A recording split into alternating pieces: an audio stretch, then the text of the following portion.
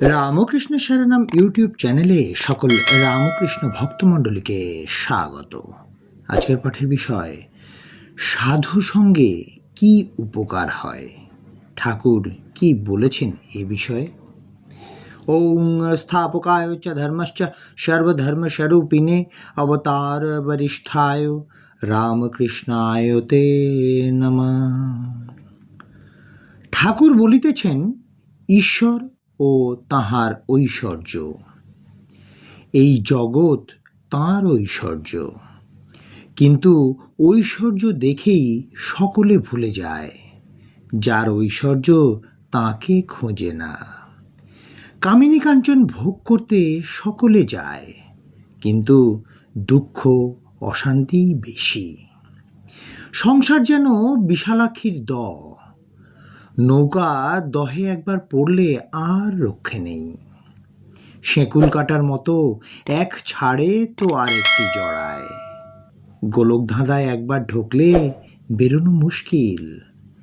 মানুষ যেন ঝলসা পোড়া হয়ে যায়।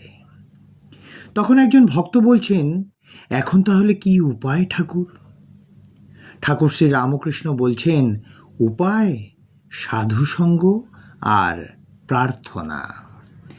বৈদ্যের কাছে না গেলে রোগ ভালো হয় না। সাধুসঙ্গ একদিন করলে হয় না, সর্বদাই দরকার।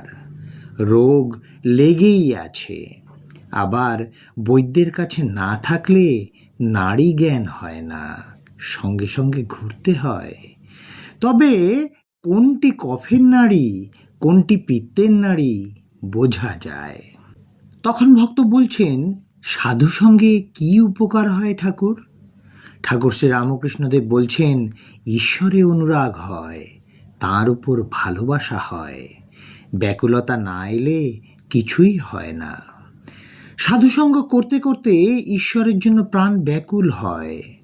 যেমন বাড়িতে কারুর অসুখ হলে সর্বদাই মন ব্যাকুল হয়ে থাকে, কিসে রোগীর ভালো হয়।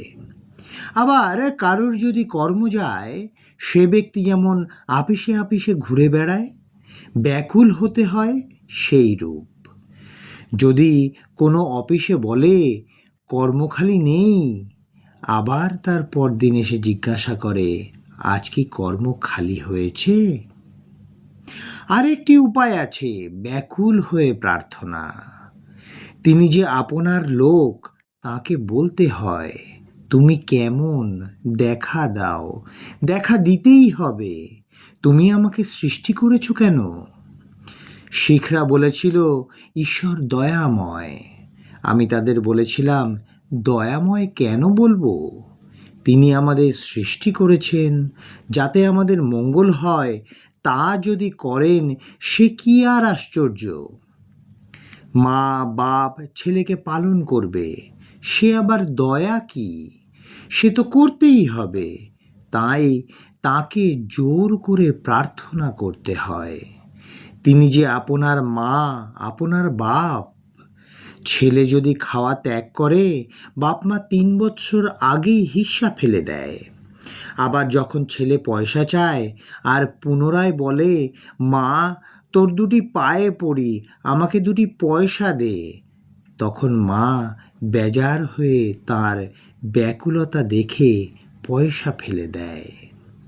সাধুসঙ্গ করলে আর একটি উপকার হয়, সৎ সৎ বিচার। সৎ নিত্য পদার্থ অর্থাৎ ঈশ্বর, অসৎ অর্থাৎ অনিত্য। অসৎ পথে মন গেলেই বিচার করতে হয়। হাতি পরের কলাগাছ খেতে সুর বাড়ালে সেই সময় মাহুত ড্যাঙস মারে। আজকের পাঠের তথ্যসূত্র শ্রী শ্রী রামকৃষ্ণ কথামৃত। জয় ঠাকুর রামকৃষ্ণ পরমহংসদেব, জয় ঠাকুর রামকৃষ্ণ পরমহংসদেব, জয় ঠাকুর রামকৃষ্ণ পরমহংসদেব। জয় মা শারদা, জয় স্বামী বিবেকানন্দ মহারাজ।